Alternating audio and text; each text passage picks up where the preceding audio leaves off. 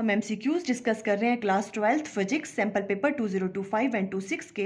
Question है which of the following transition corresponds to the emission of radiation of the maximum wavelength. आपको ये वाला pattern given है।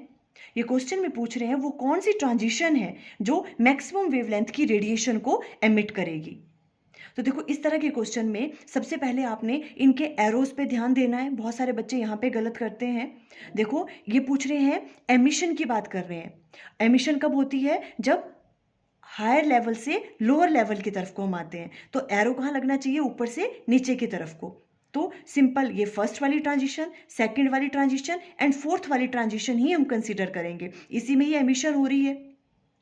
और ये जो थर्ड है और फिफ्थ है एंड सिक्स्थ, इसमें एरो ऊपर की तरफ को है, मीन्स लोअर से लेके हायर एनर्जी की तरफ जा रहे हैं। इसका मतलब यहाँ पे क्या हो रही है? एब्जॉर्प्शन हो रही है। पर हमें तो क्या पूछा इन्होंने? एमिशन।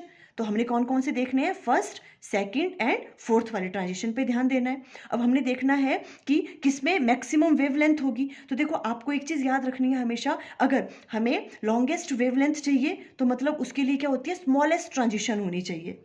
और अगर वेवलेंथ की वैल्यू कम चाहिए तो लॉन्गेस्ट ट्रांजिशन होनी चाहिए।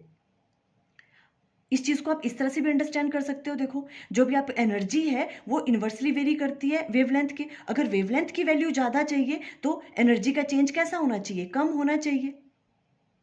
ठीक है, या तो ऐसे याद रखो या तो आप सिंपली ऐसे याद रखो कि अगर वेवलेंथ की वैल्यू ज़्यादा है वो कब होगी? अगर स्मॉलेस्ट ट्रांजिशन होगी। तो अब इन तीनों केसेस में देखो फर्स्ट, सेकंड एंड फोर्थ में स्मॉलेस्ट ट्रांजिशन किस में हो रही है? इस वाले में, फोर्थ वाले में स्मॉलेस्ट ट्रांजिशन है।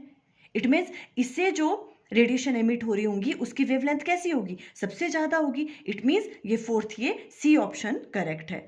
फॉर मोर एमसीक्यूज वीडियो का लिंक स्क्रीन पे आ रहा होगा। Thank you.